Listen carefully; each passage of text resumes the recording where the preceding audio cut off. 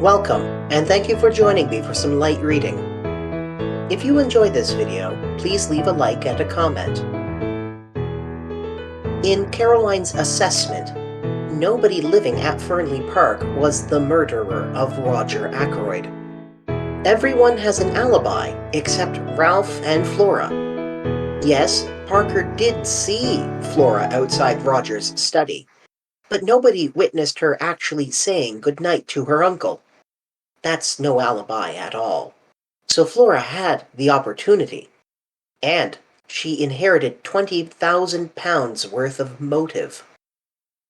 But that theory explains nothing about the shoe prints at and on the study window, the disappearance of the letter, the telephone call from the train station, the missing £40, or the displaced grandfather chair. And Caroline is confident that Ralph, though weak of character, is no murderer. A man has been detained at Liverpool, possibly the stranger Dr. Shepherd encountered that night. Perhaps some answer lies with him. Chapter 18. Charles Kent.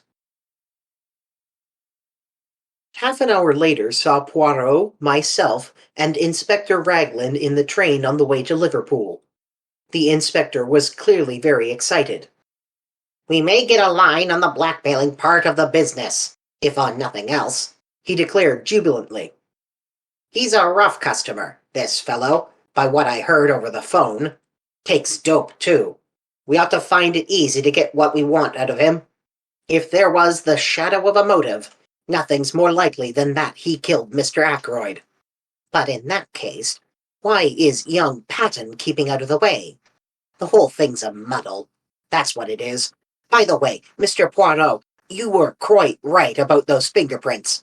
They were Mr. Ackroyd's own. I had rather the same idea myself, but I dismissed it as hardly feasible." I smiled to myself. Inspector Raglan was so very plainly saving his face. "As regards this man," said Poirot, "he is not yet arrested, eh?" "No, detained under suspicion." "And what account does he give of himself?" "Precious little," said the inspector with a grin. "He's a wary bird, I gather. A lot of abuse, but very little more." On arrival at Liverpool, I was surprised to find that Poirot was welcomed with acclamation. Superintendent Hayes, who met us, had worked with Poirot over some case long ago, and had evidently an exaggerated opinion of his powers. "Now we've got Mr. Poirot here, we shan't be long," he said cheerfully. "I thought you'd retired, monsieur." "So had I, my good Hayes, so had I. But how tedious is retirement! You cannot imagine to yourself the monotony with which day comes after day." "Very likely. So you've come to have a look at our own particular find. Is this Dr. Shepherd? Think you'll be able to identify him, sir?" "I'm not very sure," I said doubtfully. "How did you get hold of him?" inquired Poirot. "Description was circulated, as you know, in the press and privately. Not much to go on, I admit. This fellow has an American's accent, all right, and he doesn't deny that he was near King's Abbot that night. Just asks what the hell it is to do with us, and that he'll see us in before he answers any questions." "Is it permitted that I, too, see him?" asked Poirot. The superintendent closed one eye knowingly. "Very glad to have you, sir. You've got permission to do anything you please. Inspector Japp of Scotland Yard was asking after you the other day. Said he heard you were connected unofficially with this case. Where's Captain Patton hiding, sir? Can you tell me that?" "I doubt it would be wise at the present juncture," said Poirot primly, and I bit my lips to prevent a smile. The little man really did it very well. After some further parley, we were taken to interview the prisoner. He was a young fellow, I should say not more than 22 or 3. Tall, thin, with able physical strength somewhat run to seed. His hair was dark, but his eyes were blue and shifty, seldom meeting a glance squarely. I had all along cherished the illusion that there was something familiar about the figure I had met that night. But if this were indeed he, I was completely mistaken. He did not remind me in the least of anyone I knew. "Now then, Kent," said the superintendent, "stand up. Here are some visitors come to see you. Recognize any of them?" Kent glared at us sullenly, but did not reply. I saw his glance waver over the three of us and come back to rest on me. "Well, sir," said the superintendent to me, "what do you say?" "The height's the same," I said, "and as far as general appearance goes, it might well be the man in question. Beyond that, I couldn't go." "What the hell's the meaning of all this?" asked Kent. "What do you got against me? Come on, out with it. What am I supposed to have done?" I nodded my head.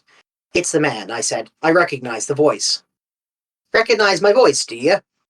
Where do you think you heard it before?" "On Friday evening last, outside the gates of Fernley Park. You asked me the way there." "I did? Did I?" "Do you admit it?" asked the inspector. "I don't admit anything. Not till I know what you've got on me." "Have you not read the papers in the last few days?" asked Poirot, speaking for the first time. The man's eyes narrowed. "So that's it, is it? I saw an old gent been croaked at Fernley. Trying to make out I did the job, are you?" "You were there that night," said Poirot quietly. "How you know, mister?" "By this." Poirot took something from his pocket and held it out. It was the goose quill he found in the summer-house. At the sight of it, the man's face changed. He half held out his hand. "No," said Poirot thoughtfully. "No, my friend, it is empty. It lay where you dropped it in the summer-house that night." Charles Kent looked at him uncertainly. "You seem to know a hell of a lot about everything, you little foreign cock-duck. Perhaps you remember this. The papers say that old gent went croaked between 10:15 and 10 o'clock. "That is so," agreed Poirot. "Yes, but is it really so? That's what I'm getting at." "This gentleman will tell you," said Poirot. He indicated Inspector Raglan. The latter hesitated, glanced at Superintendent Hayes, then at Poirot, and finally, as though receiving sanction, he said, "That's right. Between 10:15 and 10 o'clock. "Then you've nothing to keep me here for," said Kent. "I was away from Fernley by 25 minutes past 9. You can ask at the Dog and Whistle. That's a saloon about a mile out of Fernley out of the road to Cranchester. I kicked up a bit of a row there, I remember. As near as nothing to 10:15, it was. How about that?" Inspector Raglan wrote down something in his notebook. "Well?" demanded Kent. "Inquiries will be made," said the inspector. "If you've spoken the truth, you won't have anything to complain about. What were you doing at Fernley Park, anyway?" "Went there to meet someone." "Who? That's none of your business." "You'd better keep a civil tongue in your head, my man," the superintendent warned him. "To hell with a civil tongue. I went there on my own business, and that's all there is to it. If I was clear away before the murder was done, that's all that concerns the cops." "Your name, it is Charles Kent," said Poirot. "Where were you born?" The man stared at him, then grinned. "I'm a full-blown Britisher, all right," he said. "Yes," said Poirot meditatively. "I think you are. I fancy you were born in Kent." The man stared. "Why's that? Because of my name? What's that to do with it? Is a man whose name is Kent bound to be born in that particular county?" "Under certain circumstances, I can imagine he might be," said Poirot very deliberately. "Under certain circumstances. You comprehend." There was so much meaning in his voice as to surprise the two police officers. As for Charles Kent, he flushed a brick red, and for a moment I thought he was going to spring at Poirot. He thought better of it, however, and turned away with a kind laugh. Poirot nodded as though satisfied, and made his way out through the door. He was joined presently by the two officers. "We'll verify that statement," remarked Raglan. "I don't think he's lying, though. But he's got to come clear with a statement as to what he was doing at Fernley. It looks to me as though we got our blackmailer all right. On the other hand, granted his story's correct, he couldn't have had anything to do with the actual murder. He got £10 on him when he was arrested. Rather huge sum. I fancy that £40 went to him. The numbers of the notes don't correspond, but of course he'd have changed them first. Mr. Ackroyd must have given him the money, and he made off with it as fast as possible. What was that about Kent being his birthplace? What's that got to do with it? Nothing whatever, said Poirot mildly. A little idea of mine, that was all. Me, I am famous for my little ideas. Are you really? Said Raglan, studying him with a puzzled expression. The superintendent went into a roar of laughter. Many's the time I've heard Inspector Japp say that, Mr. Poirot and his little ideas. Too fanciful for me, he'd say, but always something in them. You mock yourself at me, said Poirot, smiling. But never mind. The old ones, they laugh last sometimes, when the young, clever ones do not laugh at all. And nodding his head at them in a sage manner, he walked out into the street. He and I lunched together at an hotel. I know now that the whole thing lay clearly unraveled before him. He had got the last thread he needed to lead him to the truth. But at the time I had no suspicion of the fact. I overestimated his general self-confidence, and I took it for granted that the things which puzzled me must be equally puzzling to him. My chief puzzle was what the man Charles Kent could have been doing at Fernley. Again and again I put the question to myself, and could get no satisfactory reply. At last I ventured a tentative query to Poirot. His reply was immediate. Mon ami, I do not think I know. Really? I said, incredulous. Yes, indeed. I suppose now that to you it would not make sense if I said that he went to Fernley that night because he was born in Kent. I stared at him. It certainly doesn't seem to make sense to me, I said dryly. Ah, said Poirot pityingly. Well, no matter. I still have my little idea. Chapter 19. Flora Ackroyd. As I was returning from my round the following morning, I was hailed by Inspector Raglan. I pulled up and the inspector mounted on the step. Good morning, Dr. Shepherd, he said. Well, that alibi is all right enough. Charles Kent's. Charles Kent's. The barmaid at the Dog and Whistle, Sally Jones. She remembers him perfectly. Picked out his photograph from among 5 others. It was just 9:45 when he came into the bar, and the Dog and Whistle is well over a mile from Fernley Park. The girl mentions that he had a lot of money on him. She saw him take a handful of notes out of his pocket. Rather surprised her, it did, seeing the class of the fellow he was, with a pair of boots clean dropping off him. That's where that £40 went right enough. The man still refuses to give an account of his visit to Fernley. Obstinate as a mule he is. I had a chat with Hayes at Liverpool over the wire this morning. Hercule Poirot says he knows the reason the man went there last night, I observed. Does he? Said the inspector eagerly. Yes, I said maliciously. He says he went there because he was born in Kent. I felt a distinct pleasure in passing on my own discomfiture. Raglan stared at me for a moment or two uncomprehendingly. Then a grin overspread his Weasley countenance, and he tapped his forehead significantly. Bit gone here, he said. I've thought so for some time. Poor old chap. So that's why he had to give up and come down here. In the family, very likely. He's got a nephew who's quite off his crumpet. Poirot has, I said, very surprised. Yes. Hasn't he ever mentioned him to you? Quite docile, I believe, and all that, but mad as a hatter, poor lad. Who told you that? Again, a grin showed itself on Inspector Raglan's face. Your sister, Miss Shepherd. She told me all about it. Really, Caroline is amazing.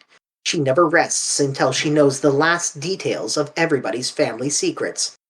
Unfortunately, I have never been able to instill into her the decency of keeping them to herself. Jump in, Inspector, I said, opening the door of the car. We'll go up to the Larches together and acquaint our Belgian friend with the latest news. Might as well, I suppose. After all, even if he is a bit balmy, it was a useful tip he gave me about those fingerprints. He's got a bee in his bonnet about the man Kent. But who knows? There may be something useful behind it. Poirot received us with his usual smiling courtesy. He listened to the information we had brought him, nodding his head now and then. Seems quite okay, doesn't it? Said the inspector rather gloomily. A chap can't be murdering someone in one place when he's drinking in the bar in another place a mile away. Are you going to release him? I don't see what else we can do. We can't very well hold him for obtaining money on false pretenses. Can't prove a ruddy thing. The inspector tossed a match into the grate in a disgruntled fashion. Poirot retrieved it and put it neatly in a little receptacle designed for the purpose. His action was purely mechanical. I could see that his thoughts were on something very different. If I were you, he said at last, I should not release the man Charles Kent yet. What do you mean? Raglan stared at him.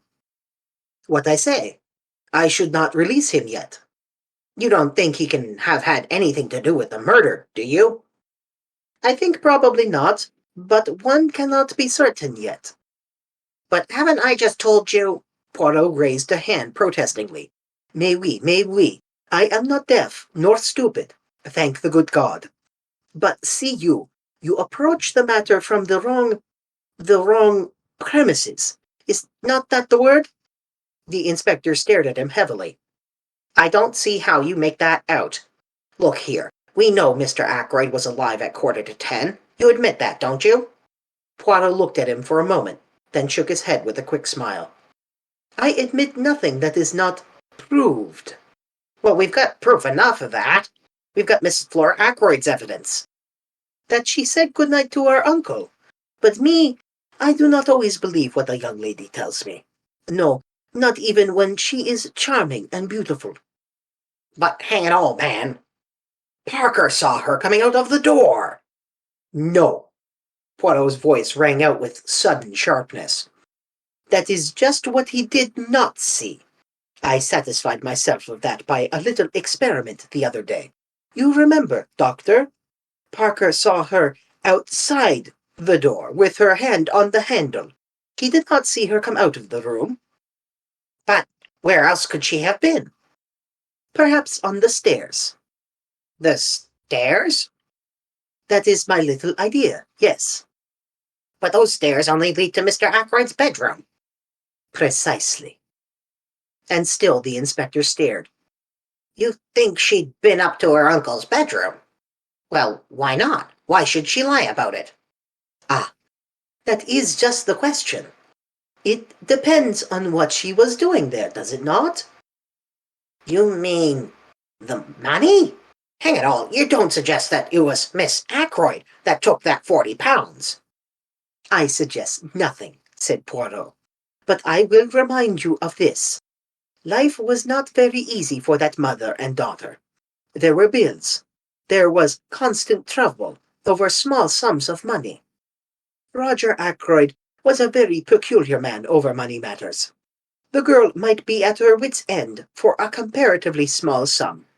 Figure to yourself, then, what happens. She has taken the money. She descends the little staircase. When she is halfway down, she hears the chink of glass from the hall. She has not a doubt of what it is. Parker coming to the study. At all costs, she must not be found on the stairs. Parker will not forget it. He will think it odd. If the money is missed, Parker is sure to remember having seen her come down those stairs. She has just time to rush down to the study door, with her hand on the handle to show that she has just come out.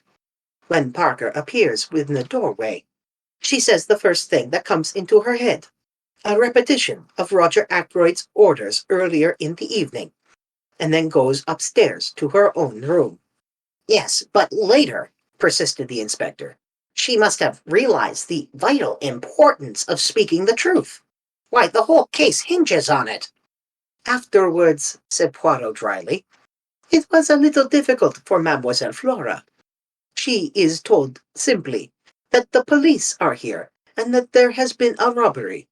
Naturally, she jumps to the conclusion that the theft of the money has been discovered.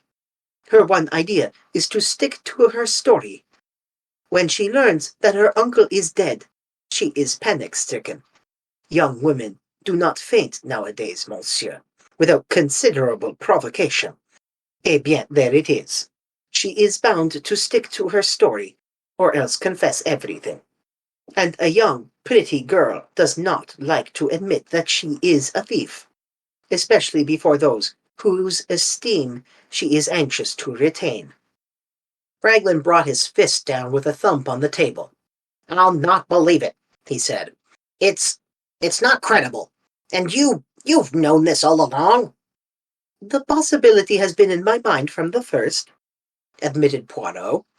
"I was always convinced that Mademoiselle Flora was hiding something from us. To satisfy myself, I made the little experiment I told you of. Dr. Shepherd accompanied me." "A test for Parker, you said it was," I remarked bitterly. "Mon ami," said Poirot apologetically. "As I told you at the time, one must say something." The inspector rose. "There's only one thing for it," he declared. "We must tackle the young lady right away. You'll come up to Fernley with me, Mr. Poirot?"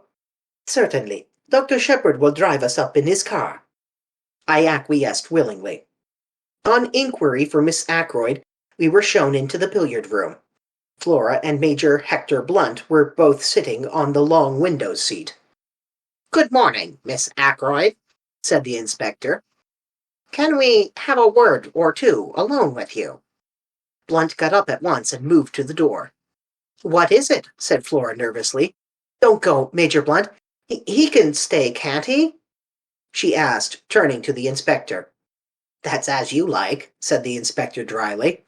"There's a question or two it's my duty to put to you, miss, but I'd prefer to do so privately, and I dare say you'd prefer it also." Flora looked keenly at him. I saw her face grow whiter. Then she turned and spoke to Blunt. "I want you to stay, please. Yes, I mean it.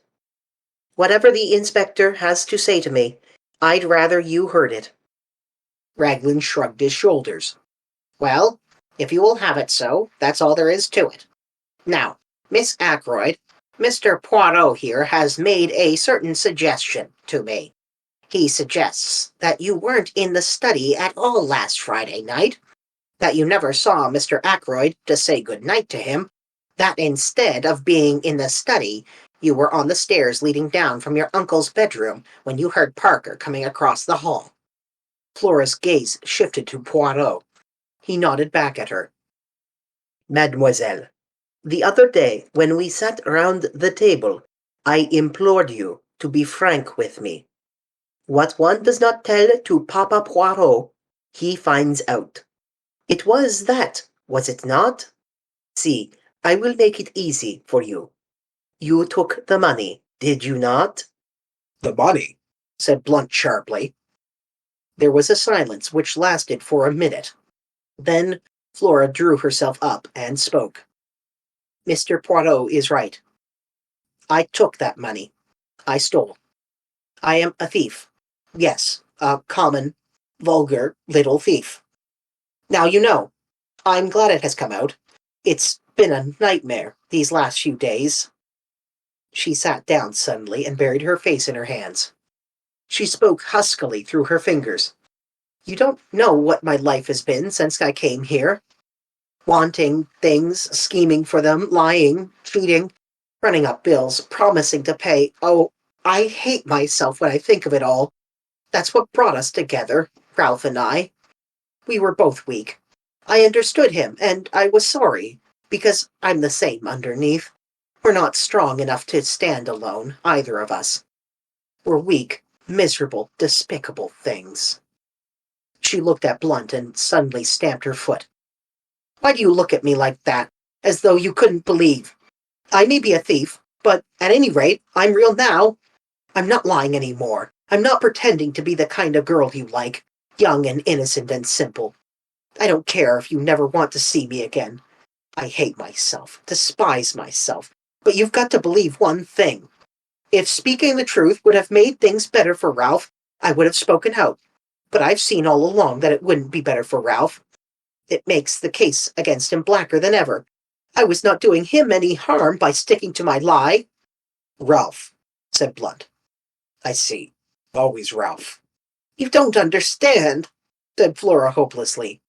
You never will. She turned to the inspector. I admit everything. I was at my wit's end for money. I never saw my uncle that evening after he left the dinner table. As to the money, you can take what steps you please. Nothing could be worse than it is now. Suddenly she broke down again, hid her face in her hands, and rushed from the room. Well, said the inspector in a flat tone. So that's that. He seemed rather at a loss what to do next. Blunt came forward. Inspector Raglan, he said quietly. That money was given to me by Mr. Ackroyd for a special purpose. Miss Ackroyd never touched it. When she says she did, she's lying, with the idea of shielding Captain Patton. The truth is, as I said, and I am prepared to go into the witness box and swear to it. He made a kind of jerky bow, then, turning abruptly, he left the room. Poirot was after him in a flash. He caught the other up in the hall. Monsieur, a moment, I beg of you, if you will be so good. Well, sir. Blunt was obviously impatient. He stood frowning down on Poirot. It is this, said Poirot rapidly. I am not deceived by your little fantasy. No, indeed. It was truly Miss Flora who took the money. All the same, it is well imagined what you say. It pleases me. It is very good what you have done there. You are a man quick to think and to act. I'm not in the least anxious for your opinion, thank you, said Blunt coldly.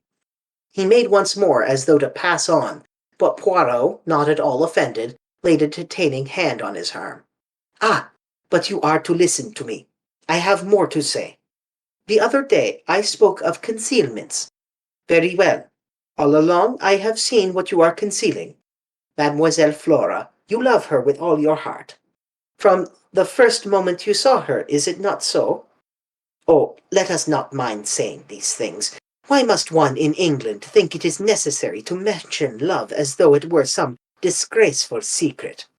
You love Mademoiselle Flora. You seek to conceal that fact from the world. That is very good. That is as it should be. But take the advice of Hercule Poirot. Do not conceal it from Mademoiselle herself.